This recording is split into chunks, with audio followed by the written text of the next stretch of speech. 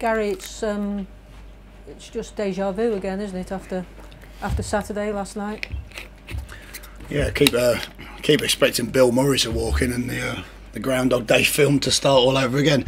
Yeah, no, it's I think what's challenging for me is obviously come out and put a different spin on it, or to talk differently about it, because when we've suffered the same type of game as Saturday, of course it's frustrating. I thought we started really brightly in the game, which I think is what's making that first mistake for the goal all the more galling, because actually we're in a reasonable position. Everyone's quite pleased with the way we've started. Different team, different formations, and we tried to play a formation that got players into their best positions, because we had no wingers that were starting in the game, and we felt that suited the players. I thought one or two were really bright early on. So, and then at the moment, what's difficult to legislate for is a poor error for a goal, and then the way we react. That's probably the frustration a little bit, is because the way we're reacting at times is not as strong, is not as good as we'd like it to be. And of course, doesn't matter which game you play, if you're 3-0 down at any point, home or away, then you've obviously got a massive job on your hands to get anything out of the game. As it is, twice in 2 games, we very nearly have done exactly that, and actually should have done that. And so again, you come off with some positives in terms of Sido scored again, Bennett scored again, but then we all can also talk about the missed opportunities late on that we should take. So I think everyone at the moment is frustrated. Everyone is determined to keep fighting to put it right, and I think that's the only route you can take. You got to try to be intelligent in the way we make decisions to change things, but ultimately we also have to eradicate the errors, because quite clearly at the moment defensively we're making it hard for ourselves to then allow the attackers to keep scoring goals that should win us games rather than come back into games. But there were some bright spots. Tom Edwards not playing in his normal position, playing on what was probably the wrong side for him, I thought did admirably, and must be in your thoughts maybe for the weekend. Well, I think, in fairness to Tom, I asked him to play on the left to start with, just to give Moritz a half at least in his probably what's the most natural position for him. But I thought Tom acquitted himself really well. I thought he showed good aplomb going forward, good quality going forward. I thought we know he's very dogged defensively. He tries to do his job defensively, and he's a great kid. He's a great lad, and some of the positives I suppose you can look at, which is half the battle with her. I'd be lying if I didn't say that the team I picked wasn't with half an eye on maintaining freshness for Saturday, because we know Saturday's a huge game, but it was also to give some of those players opportunities, and some of those players were young players. For Tom Edwards and Harry Souttar to start the game, thought Tom, like you say, was pretty consistent throughout. Harry in his first start had some moments that of course he'd want to improve on, but overall I thought stuck to his task and certainly did well for his first start. And Tyrese Campbell came on again, which is someone we wanted to try and get on the pitch and see what he can do, in the first team action. So I think again some of those things are positives, but of course when you lose a game, you don't want to then be patronising to people by talking about the positives and not talking about the reasons why you lost the game, because of course we wanted to win the game. So, but yeah, some bright moments early. Thought the formation suited some of the players, and it was a shame that we couldn't manage those good periods for long enough to see if we could affect the game for longer. We changed formation 3 times in the game, which I think shows you how the game went for us. Moving on then to Saturday, obviously everybody looks at you to put things right, because you're the first person in the firing line. But how many of the players are, after a game, sitting there and being accountable for their actions? Well, look, again, first things first, like you say. I hope I've never tried to shy away from that. I could very easily try to find as many reasons as I could to take the pressure off myself. Listen, I deserve the pressure at the moment. I understand the pressure. I've been here a few times before. It's not something new to me. It's something I hope we wouldn't be feeling this year, but it's a reality. So we've got to find a solution first and foremost, and we've got to show the relevant.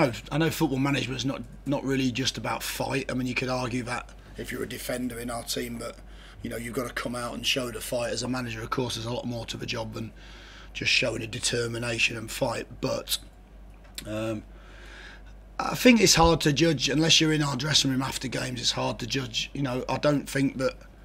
I think the players care. I think the players are disappointed. I think the players are frustrated with themselves. I don't think there's any player that's played at a high level that wants to be in a run of form where they're not playing so well. And of course, what's difficult is the more we talk about it, and of course we have to talk about it because that's what these press conferences are about, the more we kind of highlight that we've not been defending well as a team. So you hope it doesn't exacerbate it, but they care. I think they feel accountable. I think, of course, the players don't come and do the press conference like this after a game and be directly asked those questions, but they do care. They're working hard to put it right, and we know that a lot of these errors that we're making, at times some of them are very uncharacteristic, at times some of them are similar to the errors we've made. So of course we've got to work hard to find A, the right solution to the back four, and B, to cut out or to find a more consistent form. We played 5 games previously to Blackburn. We conceded 4 goals, and surprise, surprise, we win 3 of them. Probably should win 4 of them, and we lose 1. And that's the type of run of form we need to do over a more consistent period. And any injury news? Any injuries from last night? James McLean's back training too, isn't he? Yeah, James is back training. I think again, it's a difficult one really, because if you look at James and he's the first one to share his good news with everyone, because of course he wants to get back in the team. I think first and foremost he's the type of player you want around, because he will fight and scrap, and he'll do everything he can to to lift the team up the table. I think what we've got to assess with James is the risk. It's very, very simple. We've got to assess the risk. If he plays and gets injured again, what is that timescale? What is the risk? Is there a good chance he might get through it? So again, we'll sit down and we'll discuss that. But he was in training this morning, first full contact session, and he's, as far as I know, he's got through it. And Peter Crouch came off. Crouchy came off with, I think, his sort of hip and back was a little bit locked. My initial thought was he'd pulled his groin or something, the way he was limping off, but I think the prognosis is not quite as bad. It's very probable. I think they'll be unavailable for the weekend, and we'll see after that. Mam Diouf, I think, has got a grade 1 hamstring injury, so he'll be probably a week or 2 away. Not quite as serious as we first thought, but he'll be a week or 2 away. And Rotherham are quite strong at home, although they've not had the greatest start of the season. It's not everybody will look upon the match and think maybe it's going to be easy, but it won't be, will it? Well, listen, we've played Wigan and we've played Blackburn, and not only have we not played them away from home, we've played them at home, and we were 3-0 down at one point of the game against both of those sides. So I'd like to hope that the players certainly wouldn't see Rotherham lightly in any way. Again, it's a championship. You get sides that will fight and scrap for their lives, and we'll go to Rotherham and they will scrap for everything. They'll put us under pressure. They'll try to force us into making mistakes like other teams have done. And what we've got to do is we've got to stand up strong, and then just like the Sheffield Wednesday game a few weeks ago, we've then got to show our quality. And if we show our quality, there's absolutely no doubt what this team can do. What we've got to back that up as, and we've got to be a little bit more secure at the back and make sure we give those forward players an opportunity to flourish and go and show what they're doing at the latter parts of games. So we certainly won't take it lightly. We'll prepare for them just like we'll prepare for any other team. But what I would say is, once again, we're more than capable of going there and winning the game, but we've got to put lots of elements that we're not putting in for 90 minutes into the match to get the result. Thank you, good luck. Thank you. You spoke earlier in the week about defensive errors that have cost you goals. So many of the goals that you've conceded have been, I think you said, were defensive errors.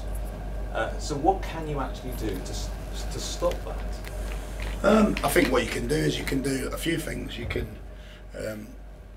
You can try to tinker with a back four to find a more consistent unit. That's one thing you can do. I'm not suggesting which one I'm going to do, but that's one thing you can do. And the other thing is you can just keep working. Or of course there is a third option, which is to look outside of a group to see if there's anyone who can come in and strengthen the group short term. So they're the options. I mean, as a manager, that is what you've got. I appreciate as well that we've got to try to.